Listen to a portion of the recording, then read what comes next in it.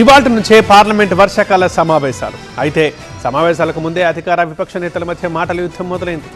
కేంద్రం తీరు నిరసిస్తూ నిన్న అఖిలపక్ష సమావేశాన్ని కొద్దిసేపు విపక్షాలు వాకౌట్ చేయడంతో ఒక్కసారిగా రాజకీయం వేడెక్కింది. నేటి నుంచే పార్లమెంట్ వర్షాకాల సమావేశాలు స్టార్ట్ అవుతున్నాయి.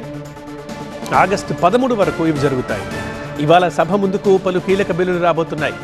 వందే మాతరం గేయాన్ని అవమానించడాన్ని నేరంగా పరిగణించి 3 ఏళ్ల వరకు శిక్ష విధించేందుకు ఉద్దేశించిన బిల్లుని రాజ్యసభలో ప్రవేశపెట్టనున్నారు. సుప్రీంకోర్టు న్యాయమూర్తుల సంఖ్యని 34 నుంచి 38కి పెంచుతూ జారీ చేసిన ఆర్డినెన్స్ స్థానంలో బిల్లుని లోక్సభలో ప్రవేశపెట్టనున్నారు.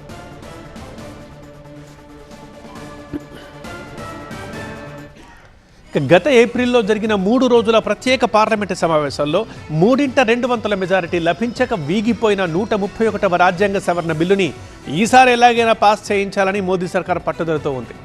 నియోజకవర్గాల పునర్విభజన, మహిళా రిజర్వేషన్ల అమలు కలిపి ఒకే అంశంగా మార్చి సభ ముందుకు తెస్తోంది. రాజ్యాంగ సవరణ బిల్లు కోసమే బీజేపీ మిషన్ 360 పైన ఎన్డీఏ ఫోకస్ పెట్టింది. సభలో హాజరయ్యే సంఖ్యాబలం ఆధారంగా 2/3 మెజార్టీ మారుతుంది కాబట్టి 360 మంది ఎంపీల్ని టార్గెట్గా పెట్టుకుంది.